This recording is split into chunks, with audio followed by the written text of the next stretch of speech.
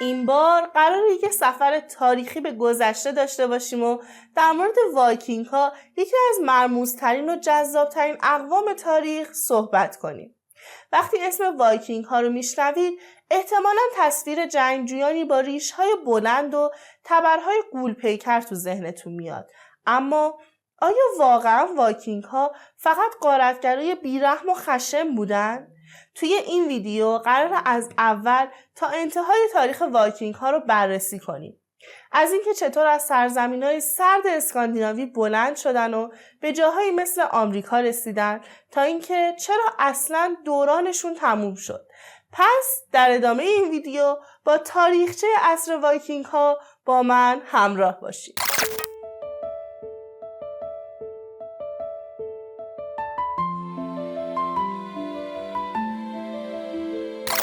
وایکینگ ها دریانوردانی از جنوب اسکاندیناوی یعنی نروژ، سوئد و دانمارک امروزی بودند که به زبان نورس باستان صحبت می‌کردند.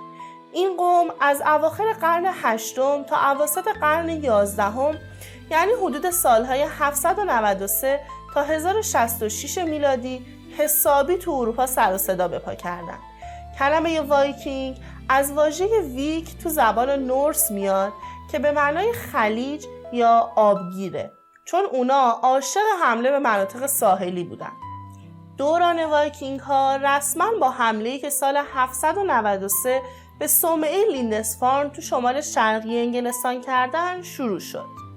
راهبای بیچاره اصلا انتظار همچین حمله‌ای رو نداشتن و این اولین باری بود که اسم وایکینگ ها به عنوان غارتگرای دریایی ثبت شد.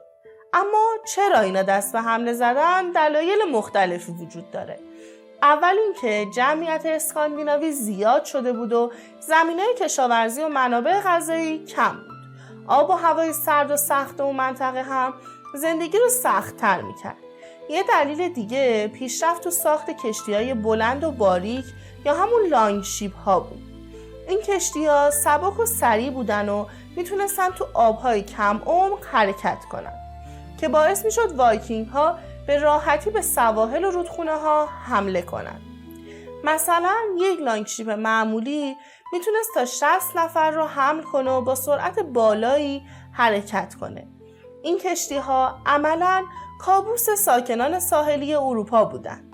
وایکینگ ها فقط غارتگر نبودن، بلکه کاشفان بزرگی هم بودن. اونا به جاهای سفر کردن که هیچ اروپایی دیگه‌ای جرأت نزدیک شدن بهشون رو هم نداشت. مثلا حدود سال 870 میلادی ایسلند رو کشف کردن و تا سال 930 حدود 10,000 وایکینگ اونجا ساکن شدن. بعدش اریک سرخ، یکی از معروف‌ترین وایکینگ‌ها، تو سالهای 984 تا 985 گرینلند رو پیدا کرد و اونجا رو مستعمره کرد. وایکینگ‌ها حدود 400 سال توی گرینلند زندگی کردند، ولی بعد از سال 1410 جمعیتشون به مرور کاهش پیدا کرد. میشه گفت که شگفت‌انگیزترین کشف وایکینگ‌ها رسیدن به قاره آمریکا بود.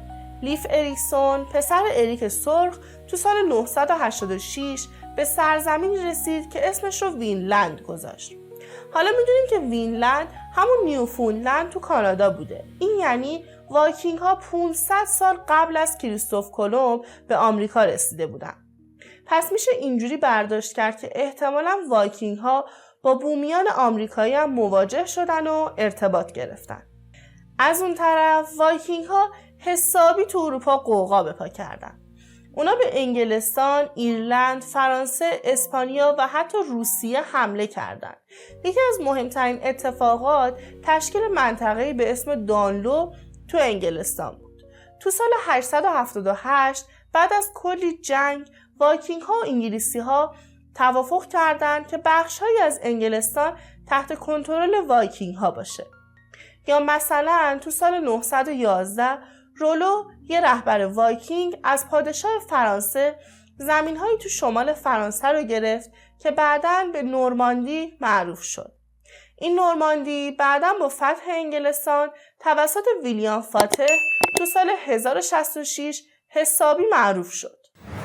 جامعه وایکینگ ها به 3 طبقه اصلی تقسیم می شد.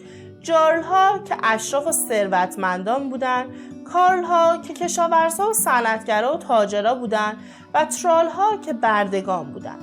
اولین پارلمان دنیا به اسم آلتینگ تو سال 930 توی ایسلند توسط وایکینگ‌ها راه اندازی شد که نشون دهنده یه جور نظم اجتماعی پیشرفته است. زندگی روزمره وایکینگ‌ها بیشتر تو روستاها می‌گذشت. خونه‌هاشون مستطیلی با دیوارهای خمیده و تا 20 متر طول داشت و از چوب و کاهگل ساخته می‌شد. غذاشون بیشتر ماهی، گوشت، سبزیجات، لبنیات و نون بود.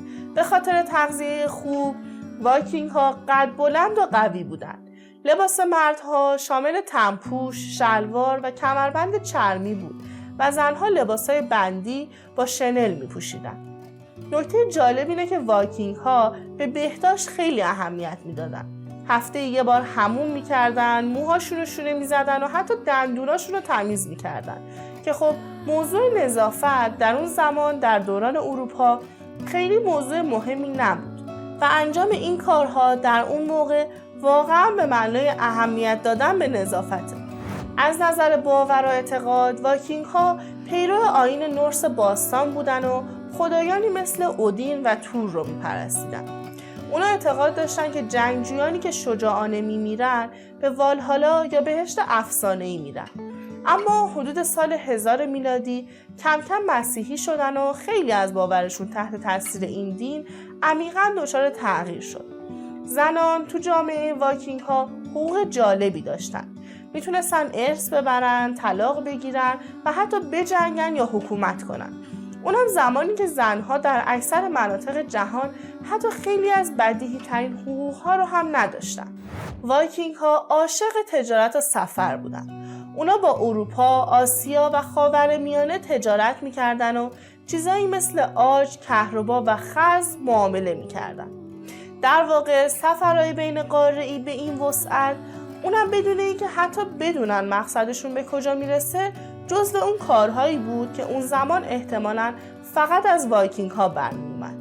در این رابطه شواهد زیادی وجود داره که مهمترینشون پارچه‌های ابریشمی با نوشته‌های عربی پیدا شده توی گورهای وایکینگ هاست.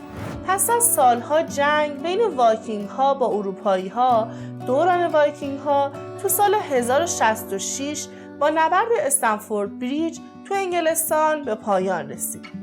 توی این نبرد هارالد هاردرادا پادشاه نروژ که آخرین پادشاه بزرگ وایکینگ ها به حساب می اومد از نیروهای انگلیسی شکست خورد و کشته شد.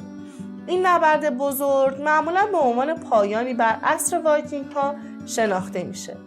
اما چرا این دوران تموم شد؟ اونم وقتی که وایکینگ ها از همیشه متحدتر بودن و یک پادشاه مقتدر مثل هارالد هاردرادا رو داشتن.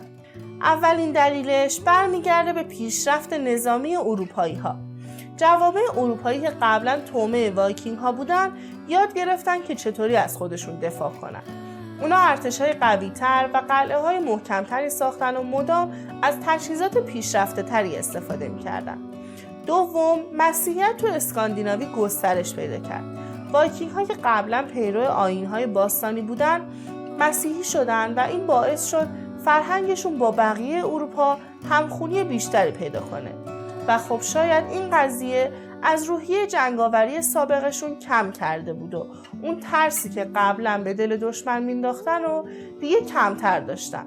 و سوم، جامعه وایکینگ ها از حالت برابری طلبانه به سمت ساختارهای متمرکزتر رفت که انگیزه برای غارت رو کم کرد. در ابتدای شروع غارت‌ها وایکینگ ها پادشاه واحدی نداشتن و گاهی یک قبیله یا نهایتاً چند قبیله با هم متحد می‌شدن تا به جاهای مختلف حمله کنن. و خب اون موقع هر کسی هر چی به دست می آورد مال خودش بود و بیشتر قصد حملات غارت بود، نه اینکه صرفاً برای کشورگشایی یا اینجور مسائل زیر پرچم یک پادشاه مبارزه کنن. در نهایت هر چی میگذشت وایکینگ ها بیشتر با فرهنگ و دین مسیحیت ترکیب می شدن و به همین دلیل سنت ها و عقاید سابقشون هی کم رنگ تر می شد. اما یک جورایی میشه گفت که میراثشون هنوزم زنده است. مثلا خیلی از واژه‌های انگلیسی مثل اسکای و ویندو ریشه اسکاندیناویایی دارند. علاوه بر این، محبوبیت جهانی داستان‌های حماسی ایسلندی، داستان‌های راگنار لوسبروک یا افسانه‌های اساطیری نورس همگی نشون دهنده جذابیت و تاثیرگذاری بالای تمدن وایکینگ هاست. و میشه گفت که وایکینگ ها فقط دزدای دریایی و جنگجویان خونریز نبودن. اونا رو میشه دریانوردانی ماهر، تاجرانی باهوش، کاشفانی ریسک پذیر و پرتلاش هم توصیف کرد که تاثیرشون روی تاریخ و فرهنگ اروپا خیلی بیشتر از چند تا جنگ و غارت بود. و این بود ویدیوی ما در مورد تاریخچه وایکینگ ها. اگه از ویدیو خوشتون اومده، لایک و کامنت و سابسکرایب فراموشتون نشه. زنگوله نوتیفیکیشن هم حتما فعال کنین تا اولین نفری باشین که میاین و ویدیو جدیدمون رو میبینین. مرسی که تا اینجا ویدیو با من همراه بودین. تا ویدیو تاریخی و افسانه بعدی مواظب خودتون باشین.